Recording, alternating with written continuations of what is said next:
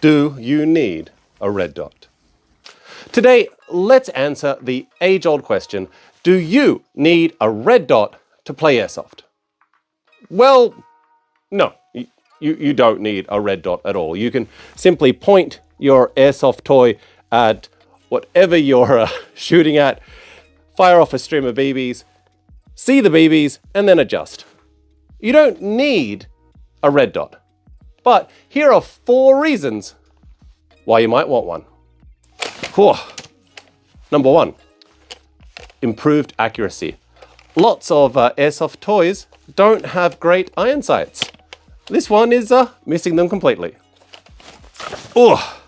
Number 2, faster target acquisition, especially if you've got a riser. Number 3, low light.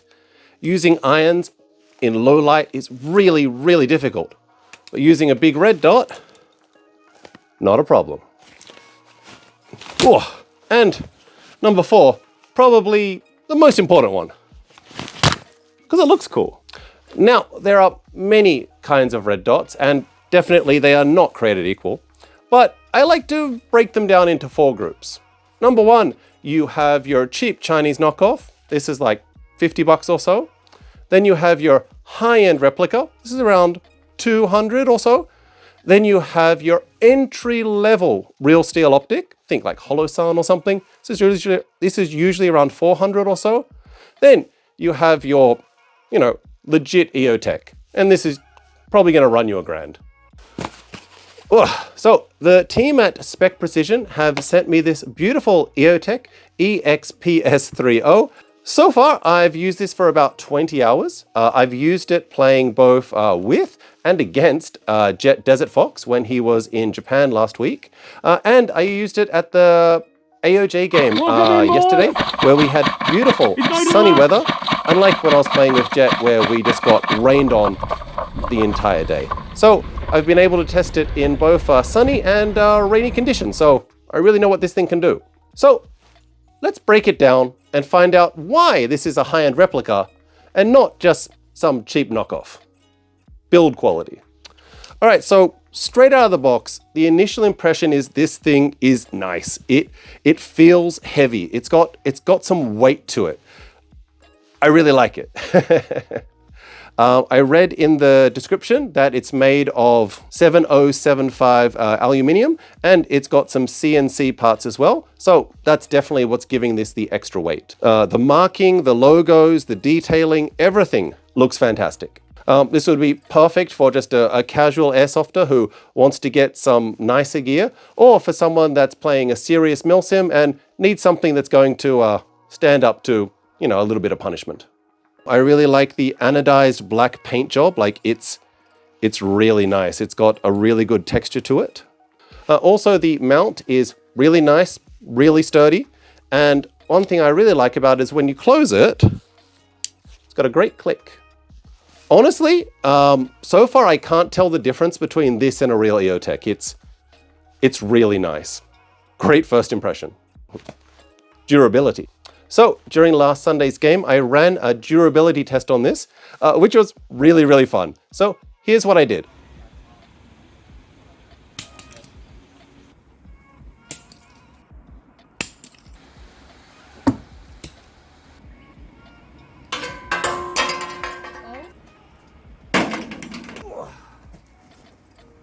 Feel good? Well, still fine.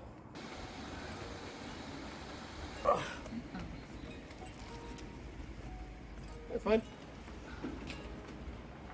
Still good? It wasn't phased by any of this, and it just kept on working fine for the entire day. I was super impressed. And last week when I was playing with Jet, as I said, it rained for the entire day. So I got to test this in the rain. We did many games in the rain, and it was absolutely fine. The reticle was super easy to see, so I did not have any trouble whatsoever. And because it performed so well in the rain, I wanted to conduct a slightly more thorough test, because on the website it did say this was rated to be water resistant up to 10 meters. So like an idiot, I tested that, and I put it in my shower. The water seems to be the only thing that has negatively affected this. Because, you know, after using it in the rain last week, as you can see, some of the screws are starting to rust, and there is also a little bit of moisture now inside the lens. But I read that this can be easily fixed just by using some silica gel, so I'm just going to do that. Not worried. Lens and reticle. So the first thing you notice with this is the glass is just really, really clear. It is so nice to look through.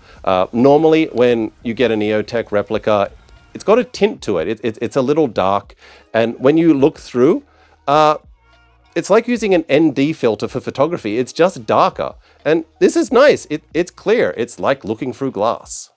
There are two reticle patterns that it comes with. I chose this one because I think it looks cool, and I have like 5 replicas that use this pattern already. In regards to the reticle, it's a 68 MOA ring with a 1 MOA dot. And apparently it has smaller parallax, with parallax within 4 MOA. There are multiple brightness settings on this. You can take this all the way up to super bright, all the way down to super dim. So if you're playing on a dark, rainy day, put this all the way down, you're fantastic. Or if you're playing on a bright, sunny day, amp this all the way up, and then you can easily see the reticle. On older or, on cheaper Chinese knockoffs, you just don't see the reticle on a sunny day because it's just really, really hard to see. It's not bright enough, but this was great. I could see the reticle all the time. One issue we did find was reflections. So when you have this on the max setting, we did notice a slight reflection inside the lens where you could see like 2 reticles, but this was really easy to fix. We just turned down the brightness like 1 or 2 points and the reflections disappeared. Battery life. All right, so what battery does it use? Let's have a look. As you can see, it takes a CR123 battery, and I love these just because they're rechargeable, so I don't need to spend $5 each time one of these runs out. Just buy the rechargeable ones. They work fantastic. In regards to battery life, this thing was really nice. I used it for about 10 hours yesterday, few hours during the week, 10 hours at the last Airsoft game, so maybe like 25 hours so far, and it's fine. The brightness is still at 100%. It's working perfectly. I don't know how long the battery lasts, but so far it's absolutely killing it. So for me, it's common when I come home from an Airsoft game, I take out my gear, I check my optic, notice I've left the red dot on and the battery's dead. For this, I left this on for ages and it was fine, so not worried about it. Mounting system. All right, so how do you put this on a gun? Super easy. You've got the mounting system here, uses a 20 millimeter Picatinny. All you need to do is press this button. This opens the latch, put it on the gun, close the latch, hear that click, you're all good. If you want to make it extra tighter and make sure it, doesn't fall off, you've got this screw here. Just tighten that up and this thing is going to stay on like a rock. Okay, let's talk about zero retention. So I used this on multiple AEGs yesterday and it was great. I was taking it on and off different toys and every time it kept zero. I didn't need to re-zero it every time. It was really, really nice. Now, one of the key points of buying a high-end replica is you can use it with guns that have blowback. So let's do a quick demonstration now and see if it is able to remain zeroed. First, let's use an AEG. Here is my Chris Vector. No magazine, safe. We're just going to test for recoil. Okay, I'm zeroed here. Yep, no movement. Nice. Okay, let's try something with a little bit more recoil. Here is a Tokyo Marui NGRS. Let's see if it stays zeroed. We don't need the magazine. All right, zeroed. No movement. Very nice. All right, and the last one, let's try something with a little bit more blowback. Here is my GBBR Maruzen MP5. Magazine's empty.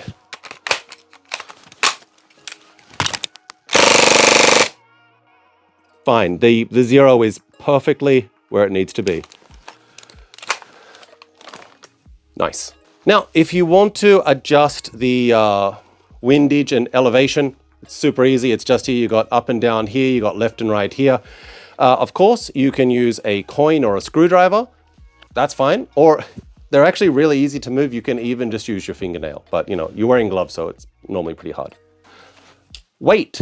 All right, let's see how this compares to a real EOTech weight-wise. Now, let me break out a scale so we can measure these. First, I've got a cheap Chinese knockoff, and we can see that this weighs 163 grams. Now, let's try the Specprecision model. All right, and that came out at 226 grams.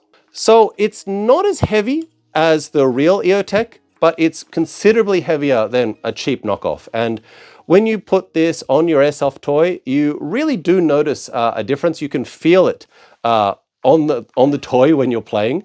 And the added weight, I think, is great because it adds a little bit of realism. Price. All right, let's see how much it costs. So again, I just looked on Amazon because everyone can price check Amazon. And I found that if you want to buy this in Japan, the real version of this EOTech is very, very expensive. The price was 163,180 yen. That's like $1,000 US. Yeah, they're not cheap over here.